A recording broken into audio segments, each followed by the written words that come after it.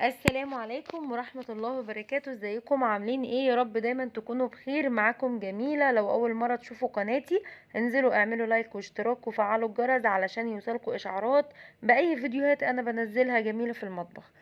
هنتكلم النهاردة عن حافظة البيض، او زي ما بتقولوا عنها منظم البيض. هو نازل من بدري قوي وموجود في السوق، اشكال والوان وحاجات كتير قوي. لكن انا اشتريته مؤخرا يعني بسبب يعني مشاكلي كترت قوي مع البيض. كل ما اجيب بيض لازم يكسر مني بيضتين تلاتة اربعة. فانتوا عارفين اليومين دول البيض غالي جدا، فلازم نحافظ على الثروة دي. فقررت ان انا هشتري منظم البيض علشان خاطر اخلص من المشكلة اللي بتواجهني دي. اولا عجبني جدا ان الخامة بتاعته بلاستيك شفاف، والبلاستيك اللي هو مصنوع منه بلاستيك يعني قوي جدا وممكن حتى لو المنظم وقع مش هيتكسر بسهولة يعني. فده اكتر حاجة عجبتني، وكمان ان هو شفاف حلو قوي ولونه حلو جدا. ده اسمه النوع ده اسمه لمسة. لمسة ده تقريبا سوري، صناعة سورية.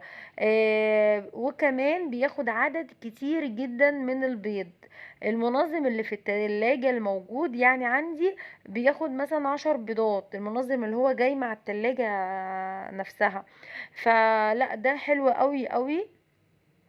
زائد كمان ان هو يعني الغطا كمان محكم، وحتى لو وقع عليه اي حاجة مش البيض مش هيتأثر خالص. فكان بالنسبة لي ده حاجة مهمة. فبجد حلو جدا جدا جدا، يعني انصحكم ان انتوا تشتروه. ناس كتير اكيد يعني ناس كتير اشتريته من بدري، وفي لسه ناس ما اشتريتهوش او ما عندهاش فكرة عنه. لكن بجد حلو وما بياخدش كمان مساحة في التلاجة خالص، يعني سهل جدا. بياخد حاجة كده مساحة صغنونة قوي في التلاجة.